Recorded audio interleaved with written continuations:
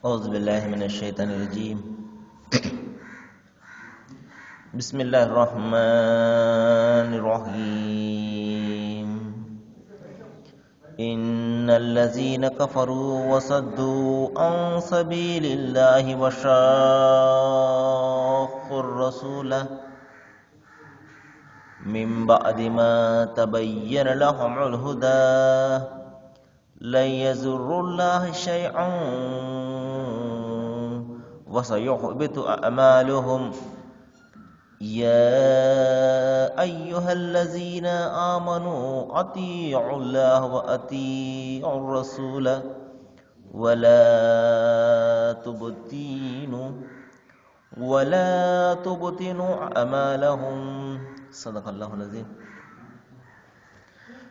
అనంత కరుణామయుడు అపార కృపాశరుడైన సృష్టికర్త అల్లాహ్ శుభనామంతో ప్రారంభిస్తున్నాను. సోదర సోదరిమణులారా, అయ్యలారా, అమ్మలారా, అస్సలాము అలైకుం రహమతుల్లాహి వబరకాతుహు. సర్వలోక ప్రభువు సర్వేశ్వరుడు మనందరి సృష్టికర్త అల్లాహ్ మనందరిపై శుభాలను శాంతిని కురిపించునుగాక. ఆమీన్. ఇంతవరకు మనము మానవులందరి కోసం విశ్వప్రభువు తన చివరి ప్రవక్త మహాప్రవక్త ముహమ్మద్ సల్లల్లాహు అలైహి వసల్లం వారిపై అవతరింపజేసినటువంటి చివరి మార్గదర్శక దైవ గ్రంథం దివ్య ఖురాన్ నుండి 47వ అధ్యాయం 32వ వాక్యం యొక్క అరబీ మూలంను విన్నాము. ఈ వాక్యాలలో దైవము మరి ఎవరైతే సత్యాన్ని తిరస్కరిస్తారో, ధర్మాన్ని అంగీకరించారో, మరి అటువంటి వారు తమకు తామే అన్యాయం చేసుకున్న వాళ్ళు అవుతారు. ఎవరికి కూడా నష్టం కలిగించరు, తమకు తామే నష్టాన్ని కలిగించుకుంటారు అన్న విషయాన్ని గురించి ఇక్కడ తెలియజేస్తున్నాడు. చూడండి, దైవం తెలియజేస్తున్నాడు, ఎవరికైతే సత్య మార్గం స్పష్టంగా తెలిసినప్పటికీ మరి దానిని తిరస్కరిస్తారో, మరి అంతేకాదు ప్రజలను కూడా ఆ మార్గం నుండి ఆపుతూ ఉంటారో, మరి ఎవరైతే ప్రవక్తను అనుసరించరో వాస్తవానికి వారు ఆ దైవానికి ఏ మాత్రం కూడా నష్టం కలిగించడం లేదు, తమకు తామే నష్టం కలిగించుకుంటున్నారు. మరి వారి పనులన్నీ కూడా నిష్ఫలమైపోతాయి.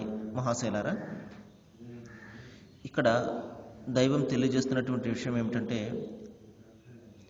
అనాది నుండి కూడా సృష్టి ప్రభువు మరి సత్యమేదో అసత్యమేదో, నిజమేదో అబద్ధమేదో, నరకానికి పోయే మార్గమేదో స్వర్గానికి పోయే మార్గమేదో స్పష్టంగా మనకు తెలియజేయడం జరిగింది.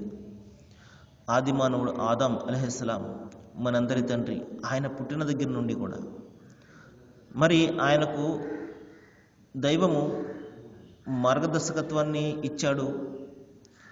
మరి అది ప్రతి కాలంలో కూడా, ప్రతి జాతిలో కూడా మరి అది కొనసాగించడం జరిగింది. మహాశైలారా, భాష వేరు కావచ్చు, ప్రార్థించే విధానం వేరు కావచ్చు, కానీ అనాది నుండి కూడా దైవం ఒక్కడే అన్న సత్యము మరి ప్రతి సందర్భంలోనూ కూడా ప్రతి ప్రవక్తకు కూడా మరి దైవం అందజేశాడు. మహాశైలారా, ఇక్కడ ఒక ప్రశ్న ఏమిటంటే, మనిషి ఎంతగా మరి అభివృద్ధి చెందుతున్నాడు కదా, మనిషికి దైవం యొక్క మార్గదర్శకత్వం ఏం అవసరం ఉంటుంది? తనకు తానే ఇతను మార్గమే తెలుసుకోగలడు కదా, సత్యమేదో అసత్యమేదో అన్న ప్రశ్న వస్తుంది. మహాశైలారా, ఒకసారి మనము మానవ చరిత్రను ఒకసారి గమనించినట్లయితే, మనిషి ఎంతగా విజ్ఞానపరంగా అభివృద్ధి చెంది ఉన్నప్పటికీ కూడా మరి రోజు రోజుకి అతని నైతిక ప్రవర్తన ఎందుకు దిగజారిపోతుంది అన్న ప్రశ్న. మరి అతనికి సంపూర్ణమైనటువంటి జ్ఞానము ఉన్నట్లయితే అతను తన మనుగడ కోసం నిర్మించుకున్నటువంటి చట్టాల వలన అతనికి ఎందుకు శాంతి కలగడం లేదు? ఎందుకు మనిషి మరి మృగం కంటే కూడా హీనంగా మారిపోయి మారణకాండ ఎందుకు చేసుకుంటున్నాడు? ఇత్యాది విషయాలు మనము పరిశీలన చేసినట్లయితే నిస్సందేహంగా మనిషి తన బలహీనమైనటువంటి జ్ఞానంతో తయారు చేసుకున్నటువంటి మార్గదర్శకత్వము అతనికి ఏ మాత్రం కూడా మరి శాంతిని ఇవ్వదు, మరి అంతేకాకుండా సాఫల్యాన్ని కూడా ఇవ్వదు. అందుకని తప్పనిసరిగా అతను మనందరినీ పుట్టించినటువంటి ఆ సృష్టికర్త యొక్క మార్గదర్శకత్వం మీద అతను ఆధారపడాలి. అంతిమ దేవగ్రంథం ఖురాన్లో ఒక సందర్భంలో తెలియజేస్తాడు, వలా ఉనబ్బిఉక మిస్లు ఖబీర్, మీకు సత్యాన్ని గురించి ధర్మాన్ని గురించి మరి బాగా తెలిసినవాడు తప్ప మరెవరు మీకు తెలియజేయగలడు. కాబట్టి మనందరినీ పుట్టించినటువంటి దైవం ఆయన జ్ఞానం పరిపూర్ణమైనటువంటి జ్ఞానం, ఏ లోపాలు లేనటువంటి జ్ఞానం. కాబట్టి మనిషికి ఏది మంచో ఏది చెడో ఆయన చెప్పడం జరిగింది. మహాశైలారా, అంతిమ దేవగ్రంథం ఖురాన్లో ఒక సందర్భంలో దైవం తెలియజేస్తాడు, ఫఇమ్మా యఅతి అన్నకుం మిన్నీ ఫమన్ తబియ హుదాయ ఫలా ఖౌఫున్ అలైహిం వలా హుమ్ యహజనూన్. నేను నా మార్గదర్శకత్వాన్ని ప్రతి కాలంలో కూడా పంపుతూ ఉంటాను, ప్రతి జాతిలో కూడా పంపుతూ ఉంటాను. మరి ఎవరైతే ఆ మార్గదర్శకత్వాన్ని అనుసరిస్తారో మరి వారు ఎటువంటి భయాన్ని కానీ దుఃఖాన్ని కానీ పొందే అవకాశం లేదు అంటాడు. కాబట్టి ఆ మార్గదర్శకత్వము దైవము తన ప్రవక్తలు మరియు తన గ్రంథాల ద్వారా మనకు తెలియజేశాడు. మహాశిలారు, మరి మనిషి తన స్వార్థపూరితమైనటువంటి పనులతో ఆ దైవ మార్గదర్శకత్వాన్ని మార్చుకోవడం మొదలుపెట్టాడు. తనకు బాగా నచ్చినటువంటి దాన్ని ఉంచుకుని మరి నచ్చనటువంటి కష్టమైన వాటిని అతను తొలగించడం మొదలుపెట్టాడు. ఈ విధంగా దైవ గ్రంథంలో అతను మార్పులు చేర్పులు చేస్తున్నాడు. తద్వారా మనిషి ఆ దైవము మరొక గ్రంథాన్ని పంపించేవాడు. ఈ విధంగా మరి గ్రంథాల పరంపరలో చివరిగా అంతిమ దైవ గ్రంథం ఖురాన్ను పంపించడం జరిగింది. మహాశిలారా, దీని రక్షణ బాధ్యతను దైవం స్వయంగా మరి తీసుకున్నాడు. కాబట్టి మనకు ఏమాత్రం కూడా మార్పులు చేర్పులు లేకుండా మనకు ఈ గ్రంథం లభ్యమవుతుంది. ఈ విషయాన్ని మరి ఇస్లాం వ్యతిరేకులు సైతము దీనిని ఈ సత్యాన్ని ఒప్పుకొని తీరుతారు. ఎందుకంటే 1500 సంవత్సరాలకు పూర్వం ఏ విధంగా అయితే ఈ గ్రంథం అవతరించిందో అదే రూపులో ఈ గ్రంథము మరి నేటికి కూడా లభ్యమవుతూ ఉంటుంది. ఇది దైవం యొక్క కారుణ్యమే. సరే మహాశైలారా, ఈ విధంగా సత్యం దైవము స్పష్టంగా అందరికీ కూడా తెలియజేస్తాడు.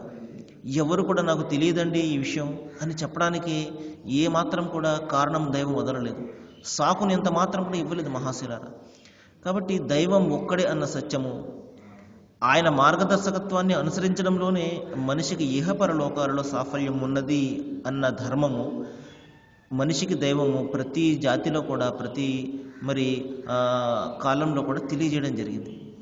ఆ విధంగా సత్యం స్పష్టంగా తెలిసినప్పటికీ కూడా ఎవరైతే దాన్ని బహిరంగంగా తిరస్కరిస్తూ ఉంటారో, మాకెందుకు వచ్చిన గొడవండి, ఇది మేము తాత ముత్తాతల ఆచారాన్ని అనుసరిస్తాము, మా సాంప్రదాయాలను మేము అనుసరిస్తాము, ఈ దైవం ఒక్కడు, ఇదంతా కూడా వినడానికి బాగుంటుంది కానీ మాకు ఇది ఆచరణ సాధ్యం కాదండి అని ఈ విధంగా ఎవరైతే అత్యంత తేలికగా తమ జీవితాన్ని తీసుకుంటారో, పరలోక జీవితాన్ని ఎవరైతే అత్యంత తేలికగా మరి తీసుకుంటారో మహాశిలారా, దైవం తెలియజేస్తున్నాడు, వారు తమకు తామే నష్టపోతారు, దైవానికి ఏ మాత్రం కూడా నష్టం కలిగించలేరు.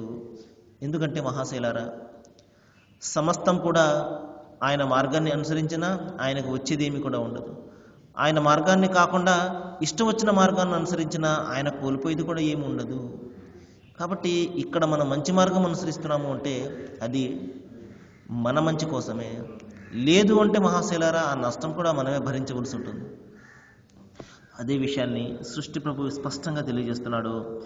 ఎవరైతే దైవ మార్గాన్ని తిరస్కరిస్తారో మరి అంతేకాకుండా తమ మిడిమిడి జ్ఞానంతో కల్పిత జ్ఞానాలతోటి ఇతరులను కూడా మార్గం తప్పిస్తూ ఉంటారు. ఇది చాలా ప్రధానమైనటువంటి అంశం మహాశైలారా. ఈ రోజున ఒక మనిషి మార్గం తప్పిపోతున్నాడు అంటే అతన్ని మార్గం తప్పించే అనేక శక్తులు పనిచేస్తూ ఉంటాయి. బోధకుల రూపంలో కావచ్చు, లేకపోతే మరొక రూపంలో కావచ్చు, స్నేహితుల రూపంలో కావచ్చు. సత్యం ఒకటి ఉంటుంది, తెలియజెప్పేది ఒకటి ఉంటుంది మహాశైలారా. ధర్మ గ్రంథము దైవ గ్రంథం ఒకటి చెప్తుంటుంది, వారు బోధించేది మరొకటిగా కనబడుతూ ఉంటుంది. ఈ విధంగా అసలైనటువంటి సత్యాన్ని మరి సామాన్య ప్రజలకు తెలియకుండా పోతుంది. గ్రంథంలో ఏమున్నదో ఎవరికి కూడా తెలియకుండా పోతుంది. ఈ విధంగా సత్యాన్ని వక్రీకరించి చెప్పేవాళ్ళ సంఖ్య రోజు రోజుకి కూడా పెరిగిపోతున్నది. ఏ గ్రంథమైనా మహాశైలారా రక్తపాతాన్ని సృష్టించుకోండి, ఒకరినొకరు చంపుకుని నేను బోధిస్తుందా? ఒకవేళ ఆ విధంగా బోధించినట్లయితే అది దైవ గ్రంథం అవుతుందా? ఒకసారి మనం ఆలోచన చేయాలి. ఎందుకంటే మనకు బాగా ప్రస్తుతం అలవాటైపోయింది, ఎక్కడ ఏ చెడు జరిగినా అది ఒక ధర్మానికి ఒక మతానికి ముడిపెట్టడం. ఈ విధంగా మహాశైలారా, ధర్మంలో ఏముందో తెలియని కారణంగా, సమాచారం లేని కారణంగా, ఈ విధంగా పై వచ్చినటువంటి మాటల వలన, మీడియాలో పేపర్లలో వచ్చినటువంటి మాటల వలన ఈ రోజున సత్యమేదో అసత్యమేదో తెలుసుకునే పరిస్థితిలో మనిషి లేకుండా పోయాడు. మహాశైలారా, మరి ఈ విషయాన్ని దైవం చెప్తున్నాడు. ఈ విధంగా ఎవరైతే సత్యాన్ని వక్రీకరించి ప్రజలను తప్పుదోవ పట్టిస్తారో, చెడు మార్గం పట్టిస్తారో, వారు వారి పాపాలన్నింటినీ కూడా మోస్తారు. అందుకనే దైవం ఇటువంటి వారికి మరి రెట్టింపు శిక్షను ఇస్తాను అని చెప్పేసి హెచ్చరిస్తున్నాడు. ఒకటి, తాను స్వయంగా మార్గం తప్పినందుకు.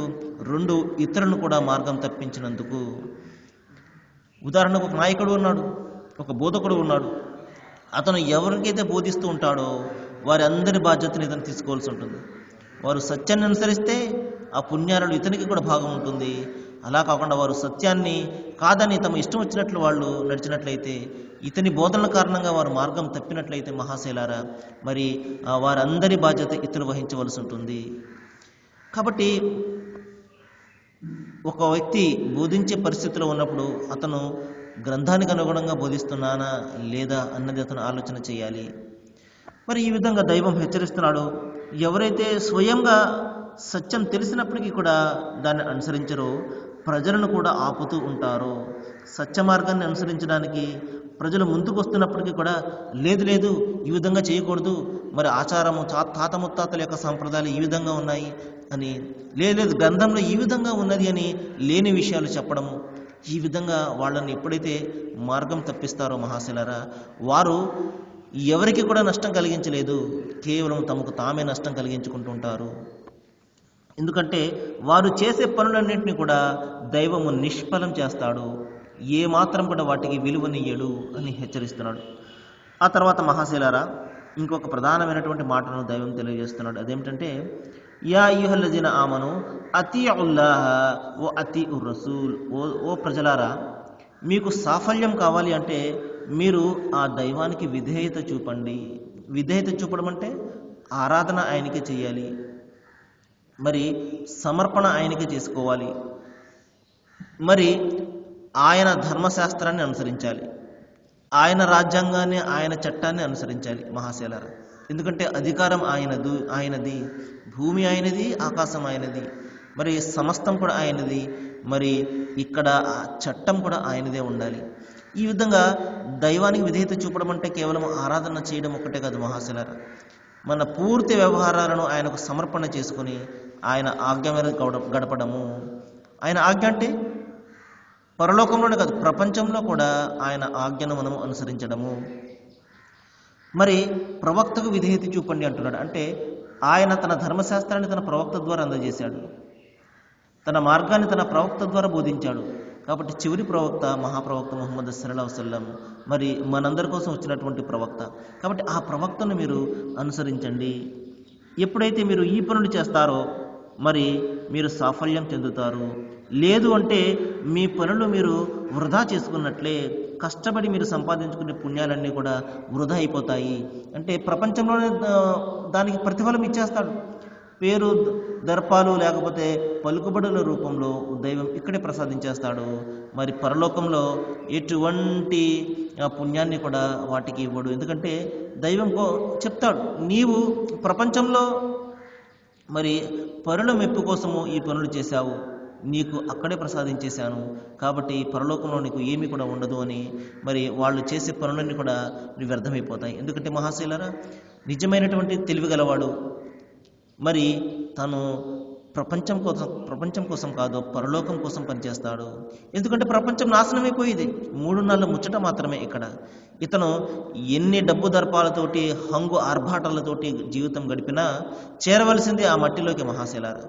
కాబట్టి తాత్కాలికమైనటువంటి ప్రపంచం గురించి అతను ఆలోచన చేయడు, మరి శాశ్వతమైనటువంటి పరలోకం గురించి అతను ఎప్పుడు కూడా ఆలోచన చేస్తుంటాడు. కాబట్టి దానిని దృష్టిలో పెట్టుకుని ఇతని కర్మలన్నీ కూడా ఉంటాయి, ఇతని పనులన్నీ కూడా ఉంటాయి. అదే విషయాన్ని దైవం తెలియజేస్తున్నాడు. మీరు దైవాన్ని విశ్వసించకుండా ఎన్ని మంచి పనులు చేసినా అది వ్యర్థమైపోతాయి. తాను పంపినటువంటి ప్రవక్తను అనుసరించకుండా ఎన్ని మంచి పనులు చేసినా అవన్నీ కూడా ప్రపంచం వరకే పరిమితం అయిపోతాయి. కాబట్టి పరలోకంలో వాటికి పుణ్యాలు రావాలి అంటే మీరు దైవాన్ని, ఆయన ప్రవక్తను విశ్వసించండి అని దైవం ఇక్కడ మరి చాలా స్పష్టంగా తెలియజేస్తున్నాడు. నేను సృష్టి ప్రభు అల్లాహ్ను ప్రార్థిస్తున్నాను, ఏ విషయాలైతే ఇక్కడ మనం వింటున్నామో వీటిపై ఆలోచన చేసి మన జీవితంలో అనుసరించే సద్భాగ్యాన్ని ప్రసాదించుగాక. వాఖిరు దవానా అనిల్ హమ్దులిల్లాహి రబ్బిల్ ఆలమీన్. అస్సలాము అలైకుం.